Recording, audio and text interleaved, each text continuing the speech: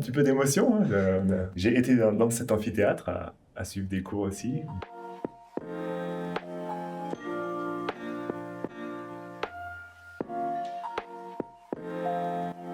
Quentin Cornillon. Je suis animateur 3D pour Warner Bros. À Montréal, depuis maintenant 4 ans et demi. Je savais que je voulais faire des films. À la base, je voulais faire Toy Story. Et il s'avère que quand je suis arrivé à l'école, en fait, c'est là où j'ai vu que ce que j'aimais, en fait, c'est le mouvement et l'animation. Donc après, on apprend le dessin, on apprend la 3D. Et en 3e année, quand il faut faire un film d'animation, vu que je voulais faire de l'anime, on me dit ouais, tu fais du rigging et l'anime. Et puis c'est un peu ce vers quoi je me suis mis. Et puis voilà, après, sortie d'école. Et j'ai continué à peaufiner ma reel, ma démo reel. Et 2 mois plus tard, j'ai passé un entretien et puis j'étais embauché. Donc chez Walton Studio, j'y suis resté un peu moins de 2 ans à Montréal. Donc là, non, pour le coup, c'était dans le VFX. Et donc je travaillais sur Justice League, Jumanji, Underwater. Là aussi, je suis resté un peu moins de 2 ans et je me suis rendu compte que je prenais moins de plaisir en fait. C'était beaucoup de rush, il y a deadline, machin. Donc j'ai rebifurqué vers le jeu vidéo, puis j'ai trouvé un petit studio de motion capture, Game On.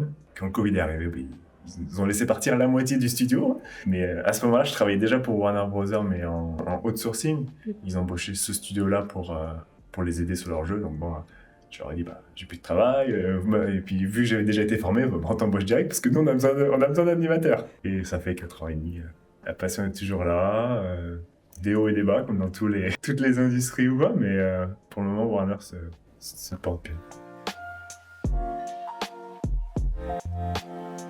J'ai beaucoup aimé travailler sur Underwater quand j'étais en VFX parce que on avait beaucoup de liberté à animer nos créatures et tout. On avait même eu un moment parce qu'il fallait voir comment bouger les monstres aquatiques. Moi, je faisais de la natation, donc j'avais eu l'opportunité d'aller être filmé dans une piscine. À Montréal, ils avaient loué une piscine. Et donc, j'étais allé nager, puis les images sont allées jusqu'au studio, je sais pas trop où, aux États-Unis. Mais sinon, récemment, c'est Go Time Night. C'était vraiment bien amusé pendant 2 ans en cinématique.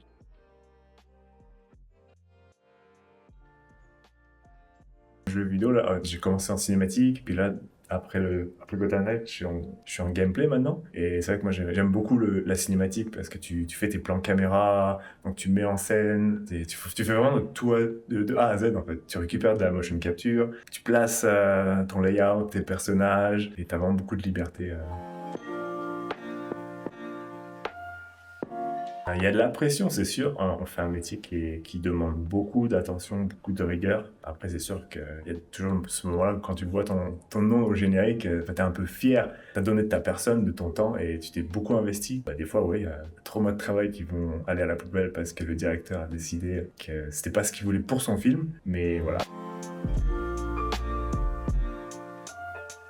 On m'a toujours dit d'être curieux, et c'est vraiment le maître mot, c'est de chercher un peu sa voie, savoir si c'est vraiment ce qu'il veut faire, s'il y aura du travail. Hein. L'école est là, tu te fais ton réseau, et ça, j'ai encore des amis super forts de ma promotion. Donc l'école, c'est vraiment top pour ça. Mais il y aura beaucoup de travail aussi de son côté, à être curieux, tester des choses. Quelqu'un qui veut vraiment faire ce métier-là, il trouvera le moyen en tout cas.